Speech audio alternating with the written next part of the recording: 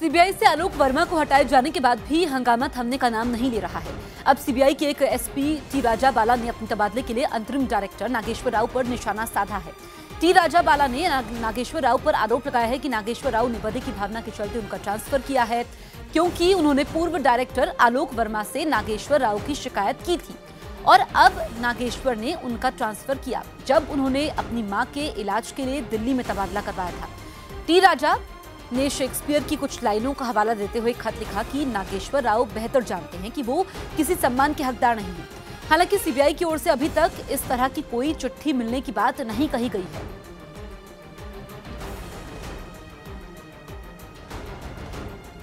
CBI की भ्रष्टाचार निरोधक शाखा से टी राजा बालाजी का ट्रांसफर होने के बाद उन्होंने डायरेक्टर नागेश्वर राव को एक चिट्ठी लिखी, जिसमें उन्होंने शेक्सपियर की कुछ लाइनों के जरिए नागेश्वर राव पर पक्षपातपूर्ण व्यवहार का आरोप लगाया और लिखा कि पिछले 2 साल में मेरा 4 बार तबादला हुआ। आप मुझसे बेहतर जानते हैं कि आप सम्मान के लायक व्यक्ति नहीं हैं। मैंने 2017 में आपके खिलाफ आलोक वर्मा से शिकायत की थी, लेकिन अब आपके पद का दुरुपयोग कर मेरे खिलाफ व्यक्तिगत कदम उठाया और मेरा ट्रांसफर किया। आपकी मुझसे दुश्मनी हो सकती है, लेकिन एक बीमार महिला मेरी मां से नहीं।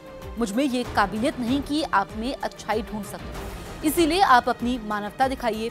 जीवन में एक अच्छा आदमी बनने के लिए कभी देर नहीं होती। आप अब भी अच्छे आदमी बन सकते हैं।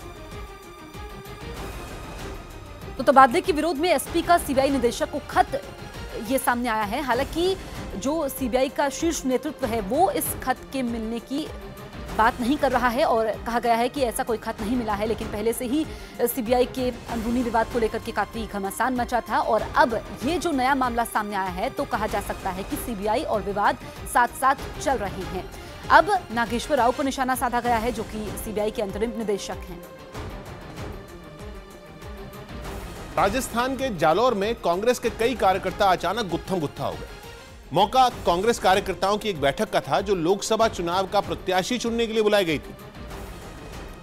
इसलिए टिकट के दावेदारों के समर्थक भी बैठक में पहुंचे। तभी कार्यकर्ताओं के कई गुट आपस में झगड़ने लगे। नेता और कार्यकर्ता एक दूसरे पर थप्पड़ और मुक्के बरसाने लगे। पार्टी का दफ्तर अचानक एक दंगल में बदल गया। कुछ सीनियर नेता भी मौजूद थे जो लड़ रहे कार्यकर्ताओं को छुड़ाने की कोशिश कर रहे थे। थोड़ी देर में हाथापाई तो बंद हो गई, लेकिन हर तरफ अफरा तफरी का माहौल बन गया। बड़े नेता एक कतार में खड़े होकर कार्यकर्ताओं को समझाने लगे।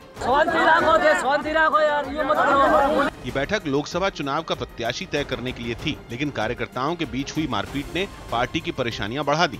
थोड़ी देर पहले तक लोग जमीन पर बिछी दरियों पर बैठे थे और नेताओं की बात इत्मीनान से सुन रहे थे, लेकिन बैठक को जंग का मैदान बनने में ज्यादा देर नहीं लगी।